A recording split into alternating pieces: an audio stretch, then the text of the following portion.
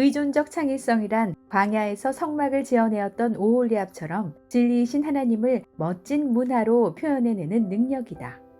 단지파 아이사막의 아들 오홀리압을 감동시키사 가르치게 하시며 지혜로운 마음을 그들에게 충만하게 하사 여러 가지 일을 하게 하시되 조각하는 일과 세공하는 일과 청색, 자색, 홍색 실과 가는 배실로 수놓는 일과 짜는 일과 그 외에 여러 가지 일을 하게 하시고 정교한 일을 고안하게 하셨느니라. 여기 고안하게 하셨다라는 말이 중요하다. 오늘날의 용어로 바꾸면 디자인하게 하셨다가 되는데 디자인만큼 창의력이 요구되는 일이 어디 있는가? 성막이 광야에 세워졌을 때 하나님께서는 단지파의 오홀리압에게 지혜를 주셔서 공교한 일, 즉 금과 은과 노스로 수많은 성물을 만들게 하셨을 뿐 아니라 같은 기술을 다른 사람에게 가르칠 수 있는 능력까지 주셨다. 그런데 이 재주 많은 단 족속이 부요한 도성 두로의 매력을 느껴 그곳 거민들과 혼인하게 된다. 아쉽다. 재주 많은 사람들이 빠지기 쉬운 함정이라고나 할까?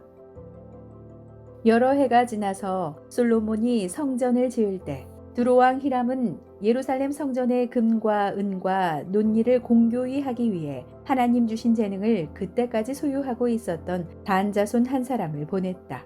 그로 말미암아 멋진 성전이 지어졌지만 솔로몬 사후 이스라엘은 많은 난관에 봉착하게 된다. 단 족속은 다윗 시대까지 이스라엘 지파 가운데서 자기 위치를 지키고 있었으나 그 후로는 지파를 가리키는 이름으로서는 사라지고 만다. 단지 북쪽에 있는 도성을 가리킬 때 외에는 그 이름이 언급되지 않는 것이다. 야곱이 단에게 축복을 내릴 때 그의 성격을 이렇게 묘사하였었다. 단은 이스라엘의 한 지파같이 그의 백성을 심판하리로다. 단은 길섭의 뱀이요 샛길의 독사로다. 말굽을 물어서 그 탄자를 뒤로 떨어지게 하리로다. 이럴 수가. 사람들에게 존경 얻는 재판장과 지나는 길손을 물기 위해 숨어있는 뱀은 얼마나 큰 대조를 이루는가. 창의력 뛰어난 사람들이 명심해야 할 구절이다. 의존적일 때 창의력은 말할 수 없는 축복이지만 그렇지 않을 경우 자만심으로 인해 파멸에 이를 수도 있음을 단의 후예들은 잘 보여주었다. 의존적 창의성은 아가서와 전도서의 저자인 솔로몬처럼 생명인 진리를 시대의 언어와 문화로 표현하고 전달할 수 있는 능력이다. 전도자는 지혜자여서 여전히 백성에게 지식을 가르쳤고 또 깊이 생각하고 연구하여 잠언을 많이 지었으며 의존적 창의성이란 복음을 통해 예수 그리스도가 누군지 아는 것에서 시작하는 차세대 사역의 기본이다. 여호와를 경외하는 것이 지식의 근본이거늘 미련한 자는 지혜와 훈계를 멸시하느니라. 의존적 창의성이란 회복된 이후 하나님을 섬기는 복종심 아래에서 하나님이 주시는 계시의 조명하심에 따라 일반 은총과 특별 은총을 문화로 나타내려는 겸손한 자세다. 바람이 임의로 불매 내가 그 소리는 들어도 어디서 와서 어디로 가는지 알지 못하나니 성령으로 난 사람도 다 그러하니라. 이렇게 엄청난 의존적 창의성에 특별 은총뿐 아니라 일반 은총이 포함된다는 건 푸르른 놀라움이다. 송인규 교수는 일반 은총을 비구원적 은택으로 택자들뿐 아니라 모든 인류에 베풀어지는 하나님의 은혜라고 정의하면서 죄를 억제하고 비중생자들에게도 시민적 의를 행할 수 있게 만드는 은혜라고 설명했다. 그는 아브라함 카이퍼의 예를 들면서 일반 은총과 특별 은총은 기독교인 안에서 함께 어우러져 세상의 빛과 소금으로 작용하게 만든다고 했다.